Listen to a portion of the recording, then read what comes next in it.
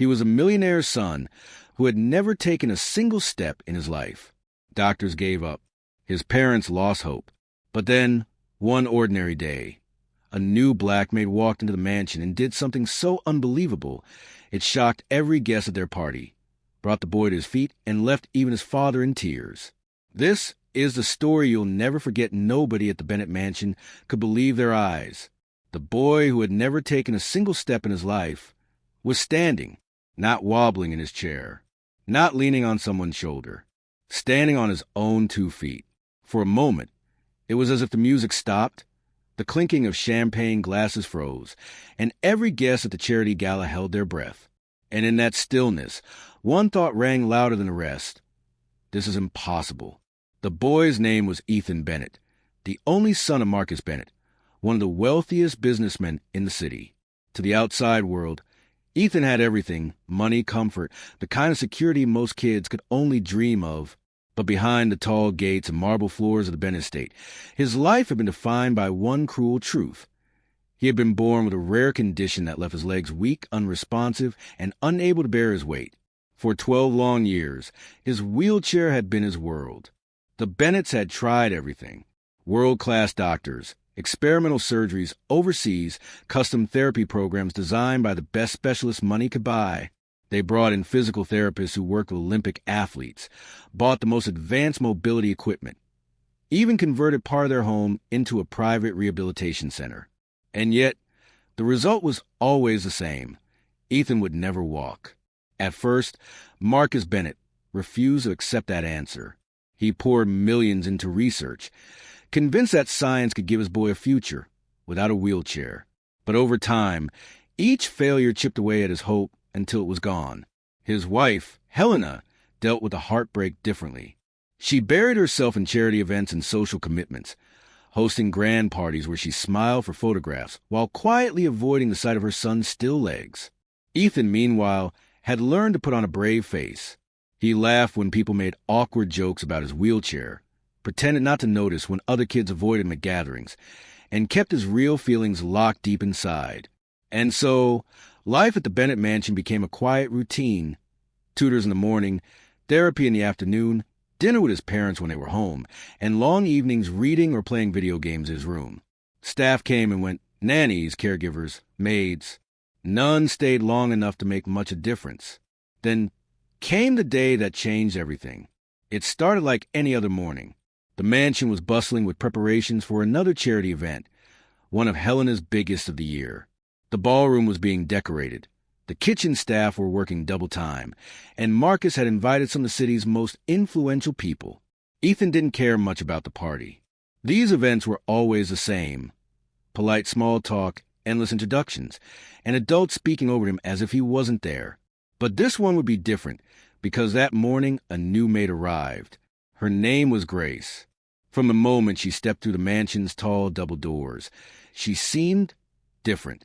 She was tall, with skin the color of rich coffee and eyes that carried both warmth and strength. She didn't flinch at the grandeur of the house, nor did she try too hard to impress her wealthy employers. She carried herself with quiet confidence, as if she knew exactly who she was. When Helena introduced her to Ethan, Grace didn't kneel down or speak to him like he was fragile. She simply smiled and said, "Nice to meet you, Ethan," in a voice so calm and steady that he found himself smiling back without even meaning to. She didn't hover over him, didn't fuss or pity him. Instead, she went about her work, humming soft, soulful tunes as she cleaned. And for reasons Ethan couldn't explain, those songs made his room feel warmer. By the time the charity event began that evening, Grace had already become interesting. Ethan didn't yet know her story, but he could sense there was something about her, something different from all the other people who had come and gone in his life. And then it happened. In the middle of the gala, just as the string quartet was playing a gentle waltz, Grace wheeled Ethan toward the center of the ballroom. At first, he thought she just wanted him to meet someone, but then she leaned down and whispered something in his ear. What she said would ignite a chain of events that no one in that room, least of all Ethan, would ever forget. Winter came softly to the Bennett estate. The roses in the garden had given way to frost-kissed hedges, and the grand halls were lit with golden lamps to warm the long evenings. Inside, laughter and music had become a daily sound in Ethan's life, a far cry from the quiet, heavy atmosphere of just a few months earlier. Ethan's progress hadn't stopped. He could now walk from his bedroom to the kitchen without holding onto a wall, his steps still careful but sure. He even started climbing the first few stairs of the marble staircase, something that had once felt like an impossible mountain. Grace continued her work with the same calm determination as the first day she met him. No matter how much Ethan improved, she never let him skip the small steps that had gotten him there. The little victories, she reminded him, are what make the big ones possible. One Sunday afternoon, Marcus called for a family lunch in the dining room, a rare thing in the Bennett household. When Ethan arrived, walking under his own power, the long mahogany table was set not just for family, but for the staff too. Grace hesitated at the doorway and used the sitting among the employers she served. "Grace," Marcus said, stand and pull out a chair for her. "This table isn't just for my family today. It's for the people who made it possible for my family to become whole again. Sit." The meal was filled with easy conversation and laughter. Ethan told stories about Grace's creative training, exaggerating some moments to make her roll her eyes and everyone else laugh. Even Helena, once distant, was laughing so hard she had to wipe away tears. When the plates were cleared and dessert served, Marcus rose to speak.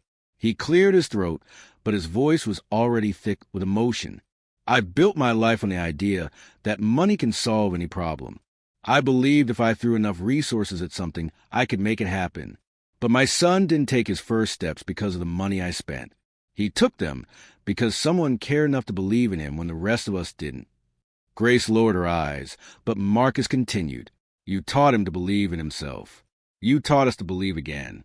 And for that, Grace, there aren't enough words. There isn't enough money. But you'll have our gratitude for the rest of your life." The room was quiet for a long moment before the applause began. Soft at first, then swelling until it filled the space. Ethan looked around the table, feeling a warmth in his chest he couldn't quite describe. That night, after everyone had gone to bed, Ethan wheeled, then walked, the short distance to the library where Grace was shelving books. "You know," he said softly, "I think I get it now." "Get what?" she asked, turning to face him. "Why you said my body listens to my heart. It's not just about walking. It's about not letting other people decide who you are." Grace smiled and nodded. "That's the real secret." They stood there for a moment, the quiet of the library wrapping around them like a blanket. Then Ethan spoke again, a little more hesitant. Do you think I could ever run?" Grace's smile widened. "I think one day I'm going to have to chase you to make you sit still." Ethan laughed, a deep, unguarded laugh that made Grace laugh too. And in that moment, it was clear this was only the beginning. Ethan Bennett's story wasn't just about a boy learning to walk. It was about the invisible walls we build when we start believing limits instead of possibilities. It was about how the right person with the right belief can shatter those walls, not with money, not with advanced technology, but with patience, encouragement, and unwavering faith. For the Bennetts, it was a humbling reminder, welcomed by many things, but it cannot by the human spirit. That comes only from connection, hope, and love. And for Ethan, it was the start of a life where what he could do mattered far more than what anyone had told him he couldn't. Because sometimes the most unbelievable miracles begin when one person refuses to stop believing. The night of the gala became a turning point, one that everyone in the Bennett mansion would remember forever. In the days that followed, Ethan's world felt different. It wasn't just that he had taken a few steps. It was the way people looked at him now. The whispers of "poor boy" had been replaced by, "Did you hear what he did?" The household staff smiled wider when they saw him. Even the stern chef slipped him extra desserts. Most importantly, Ethan himself felt different. Every morning, he woke up with a goal. Grace kept the momentum going, adding new challenges to his routine. Sometimes she'd have him walk the length of the hallway, gripping the railing. Other times, she'd turn their training into a game, placing a ball at the other end of the garden and telling him to go claim it. It wasn't easy. His legs still trembled. Sometimes he fell back into the chair in frustration. There were days when his muscles ached so badly he wanted to skip practice altogether. But Grace was always there with the same quiet, unshakable belief. Every step you take tells your body, "We're doing this," and your body listens. Marcus began joining some of the sessions. At first, he just stood in the doorway, arms crossed, watching. But eventually, he started encouraging Ethan himself, even catching him when he stumbled. Helena, too, began spending more time with her son, cheering when he completed a lap across the garden path. Slowly, the Bennetts were changing, not just Ethan. By the end of the month, Ethan could walk across his bedroom without holding on to anything. The day he managed it, Grace grinned like she'd just watched someone win a championship game. "You know," she said, "this is just the start. I've got bigger plans for you." Ethan laughed, but deep down he believed her. For the first time in his life, he wasn't thinking about what he couldn't do. He was thinking about what was next. Marcus Bennett was a man who prided himself on being unshakable. He had built his empire from the ground up, faced ruthless competitors, and sat through high-stakes boardroom battles without flinching in public. His expression was as polished as the suits he wore, calm, composed, and impossible to read. But tonight, he was trembling. When Ethan took that first step, Marcus's breath caught in his chest. For a split second, he thought his mind was playing tricks on him. But then his boy, his only son, took another step, and the truth hit him like a wave. It was real. Marcus's eyes blurred, but he didn't care. He barely noticed the other guests staring or whispering. All he could see was Ethan, his thin legs moving, his small frame shaking, but his face lit with something Marcus hadn't seen in years. Pride. Memories flooded in, sharp and fast. The first time the doctor had said, "He'll never walk." The quiet, defeated way Helena had cried in the car afterward. The endless flights to specialists who gave the same answer. The sleepless nights Marcus had spent in his study, running numbers, wondering how much more he could pour into treatments that never worked. And now, after all the experts, the technology, the money, it was a Maid, a woman the world might have overlooked, who had done the impossible. When Ethan returned to his chair, Marcus stepped forward before anyone else could. He crouched down in front of his son, something he hadn't done in years, and placed both hands on his boy's shoulders. "You," his voice broke, and he had to swallow before he could finish. "You make me so proud, Ethan." Ethan's eyes shimmered. "I told you I'd do it one day." Marcus glanced at Grace then, his throat tight. "Thank you," he managed, his voice rough. "I don't even know how to begin." Grace shook her head. "You don't need to thank me." This was all him. I just reminded him what he already had. For the first time in years, Marcus Bennett didn't care if anyone saw the tears on his face. The day started like any other. At least, that's what Ethan thought. The Bennetts were hosting another one of Helena's grand charity events. The ballroom gleamed under golden chandeliers, the scent of expensive perfume and fresh flowers filling the air. Waiters in crisp uniforms glided between tables, balancing silver trays of hors d'oeuvres. Ethan was used to being more of an ornament than a participant at these gatherings. Polite smiles, a few "Oh, you've grown" comments, then being parked in a corner while the adults talked about business and politics. But Grace had other plans. That morning, she knelt beside his chair and said quietly, "Today's the day." Ethan had frowned. "The day for what?" "You'll see," she replied with a mysterious smile. Hours later, as the event reached its peak, Grace rolled him toward the center of the room. The music from the live quartet slowed into a gentle waltz. Dozens of guests turned to watch, curious. Ethan's palms began to sweat. "Grace, what are you doing?"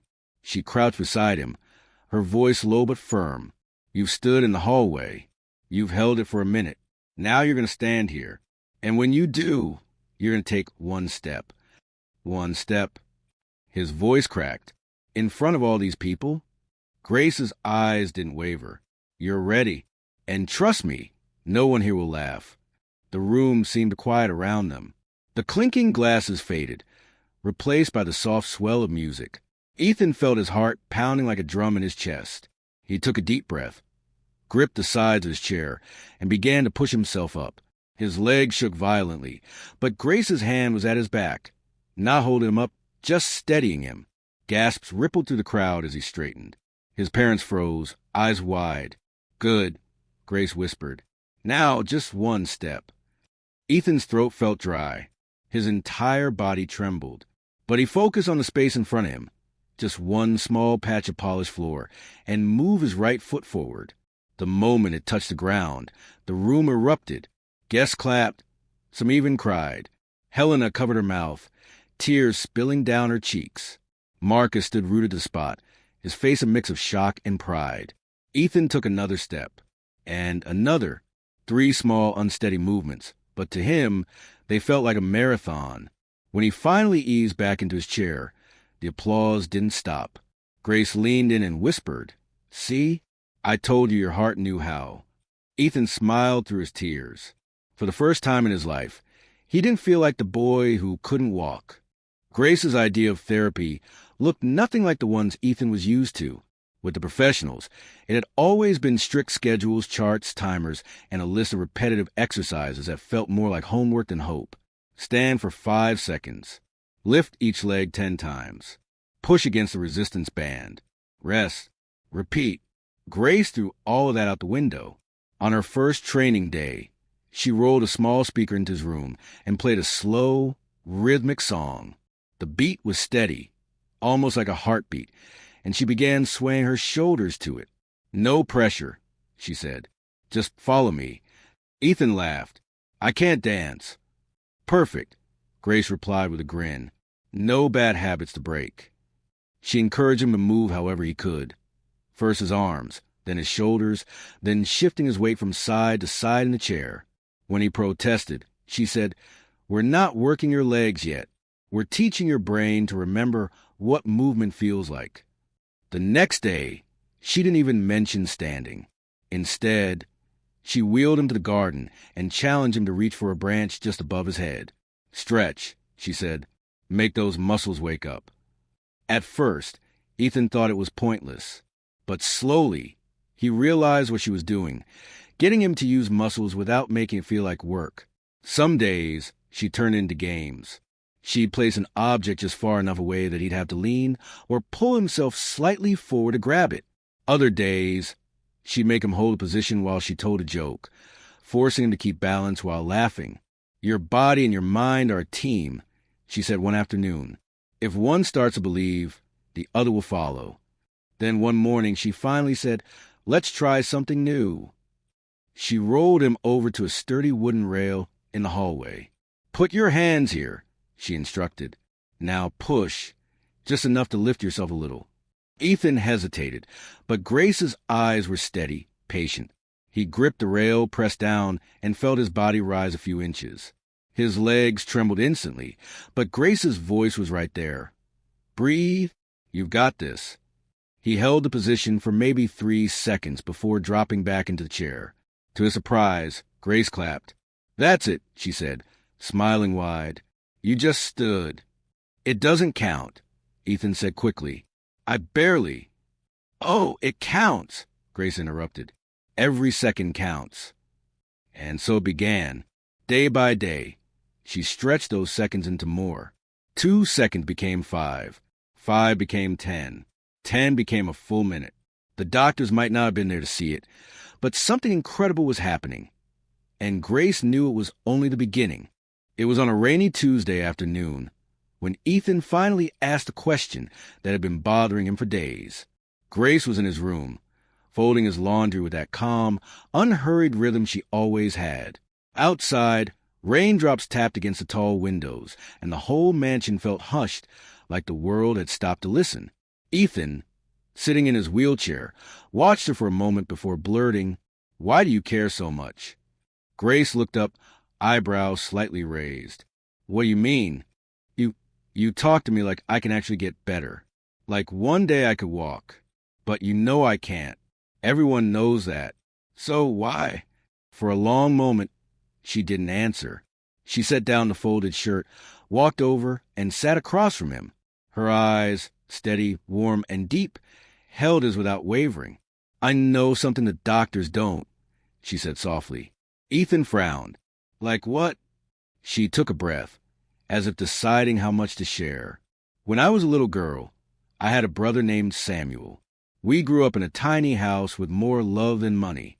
Samuel was born with a condition that made his legs weak. Just like you, the doctors told my mama the same thing they told your parents. He'll never walk. Ethan leaned forward. But my grandmother, Grace continued, wasn't the kind of woman to accept someone else's limits for her family. She said, "Your body listens to your heart. If your heart says you can, one day your body will too." Ethan smiled faintly. Did it work? A slow grin spread across Grace's face. It did. It wasn't quick and it wasn't easy. But every day, she made him try. One step, one stretch, one tiny movement.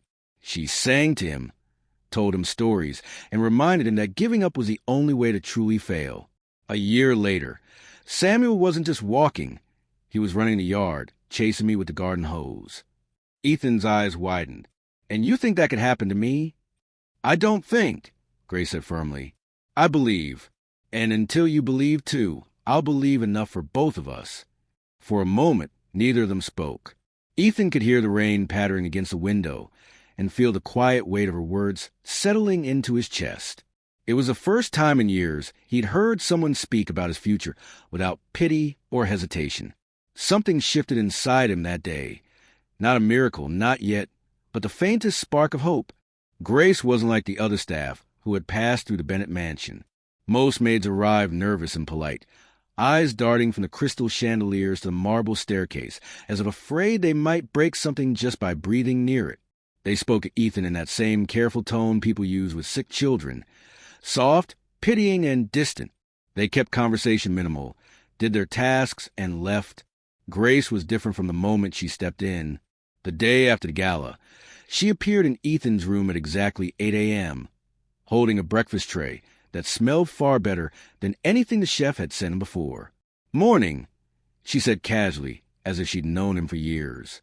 She set the tray down and pulled open the curtains, letting in a flood of sunlight. Ethan squinted. "Nobody opens my curtains before 10, he said. "Then you've been missing the best part of the day," Grace replied with a half-smile. "Now eat before it gets cold." She didn't hover over him like a caretaker. She didn't make a show of sympathy.